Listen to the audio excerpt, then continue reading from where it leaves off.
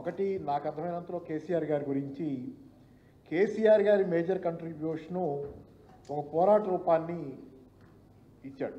కేవలం తెలంగాణకే కాదు, మొత్తం ఎక్కడున్న మానవాళికి ఒక పోరాట రూపం ప్రధానమైంది. ఇక్కడ ప్రధానంగా గమనించాల్సింది ఏంటంటే, తెలంగాణ చరిత్రలో తెలంగాణ సాయుధ పోరాటం నుంచి చాలా రకాలుగా తండ్లాడింది, కొట్లాడింది, పడింది, లేచింది, మళ్ళీ పడింది. కానీ గెలుపు అనేది మొట్టమొదటిసారిగా తెలంగాణ చవి చూసింది 2014లో.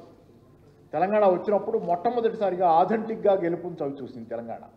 ఇది ఎందుకంటే తెలంగాణ సాయుధ పోరాట కాలం నుంచి తెలంగాణ ప్రజలు కానీ తెలంగాణ సిస్టమ్ కానీ ఎలా పోరాడాలనే దాని మీద ఒక అవగాహన కోసం తపన పడ్డటువంటి దారి కోసం తపన పడ్డటువంటి తీరు ఉంది.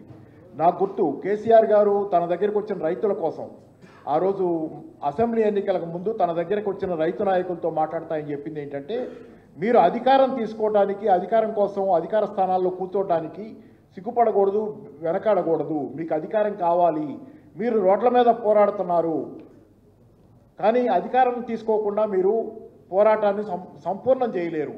కేసీఆర్ గారు చేసింది అదే. పార్లమెంటరీ ఎన్నికలని, రోడ్ల మీద పోరాటాలని కలగలిపి నడిపించిన వాడు కేసీఆర్. అదే కేసీఆర్ సాధించిన విజయాన్ని వెనక ఉన్నటువంటి కీలకం పార్లమెంటరీ పోరాటాన్ని ఉద్యమాలతో, రోడ్ల మీద ఉద్యమాలతో కలగలపటం. ఈ సూక్ష్మాన్ని గ్రహించడం ప్రధానమైందనేది కేసీఆర్ గారు మేజర్ కంట్రిబ్యూషన్.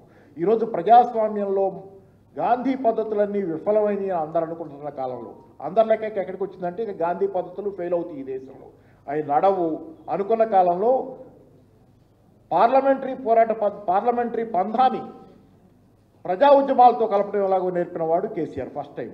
ఆ తర్వాత మళ్ళీ ఇదొక రెవల్యూషన్, గాంధీయన్ రెవల్యూషన్ తర్వాత. కాబట్టి తర్వాత ఇంకోటి ఏంటంటే, నాకు అర్థమైనంతలో ఇక్కడ మనం ఇన్ని పుస్తకాలు పెట్టుకుంటున్నాం, తెలంగాణ భవన్లో ఒక లైబ్రరీ గురించి ఆలోచిస్తున్నాం. అసలు దీనికి ముందే ఎన్నికల ముందు కాలంలో ఎక్సలెన్స్ సెంటర్ అనేది ఒకటి తెలంగాణలో రావాలనేది ప్లాన్ చేశారు. దాని మీద ఏదో కోర్టు కేసు వచ్చేది ఆగిపోయింది. కానీ అది బ్రహ్మాండమైనటువంటి ప్రణాళిక. తెలంగాణ ఎక్సలెన్స్ సెంటర్ వస్తే ప్రపంచం మొత్తానికి కూడా, ప్రపంచంలో ఒక పెద్ద విజ్ఞాన భాండాగారంగా అది ప్రపంచానికి ఒక దిక్సూచిగా కూడా ఉండే అవకాశం ఉండేది. అది ఆగింది అక్కడ.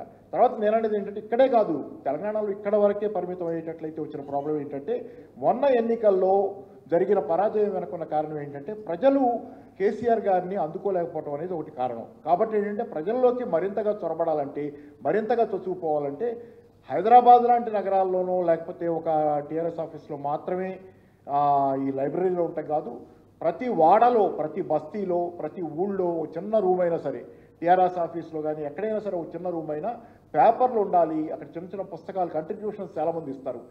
ఉంటే గనక తెలంగాణలో ఒక సాంస్కృతిక గ్రంథాలయోద్యమం మళ్ళీ ఒకసారి జరిగితే అది శాశ్వతంగా, అందుకని అంటారు eternal vigilance is the guarantee of A democracy అని. ప్రజాస్వామ్యం చిరకాలం శాశ్వతంగా మనగలగాలంటే, ప్రజల అభీష్టం శాశ్వతంగా అదే పైచేయిగా ఉండాలంటే దానికి నిరంతర అప్రమత్తత ఉండాలి. నిరంతర అప్రమత్తత ఉండాలంటే అవగాహన ఉన్నటువంటి ప్రజలు ఉండాలి. కాబట్టి ఈరోజు గ్రంథాలయోద్యమాన్ని కిందకి మారుమూలకు తీసుకెళ్ళగలిగే శక్తి టీఆర్ఎస్ పార్టీ. టీఆర్ఎస్ తెలంగాణ ప్రతి మారుమూల టీఆర్ఎస్ బలం ఉంది.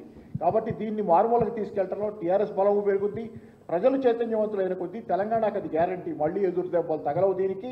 అది నికరంగా, స్థిరంగా ముందుకు సాగుద్దనే దాని గ్యారంటీ ఏంటంటే ప్రజల్ని చైతన్యవంతులు చేయడం. ఈరోజు ముఖ్యంగా యూత్లో ఉన్న ప్రాబ్లం ఏంటంటే, మొబైల్ ఫోన్కి పరిమితం అవుతున్నారు.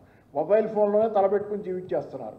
కాబట్టి ఇట్లాంటి యూత్ని మీరు కాలనీలో, బస్తీలో కనుక ఒక రూమ్లో చిన్న లైబ్రరీ లాంటిది పెట్టగలిగితే, అడపాదడపా ఎప్పుడైనా సరే వచ్చి చూడటం అలవాటైతే కనుక అదొక కేంద్రంగా, సెంటర్గా, ఒక కమ్యూనిటీ సెంటర్గా దాన్ని మార్చగలిగితే ముందు కాలంలో తెలంగాణకు అదే గ్యారంటీ అనేది, ఎటర్నల్ విజిలెన్స్ అనేది ఆ గ్రంథాలయాల నుంచే తెలంగాణకు ఒక భరోసా ఇస్తుందని అనుకుంటున్నాను. Thank you sir.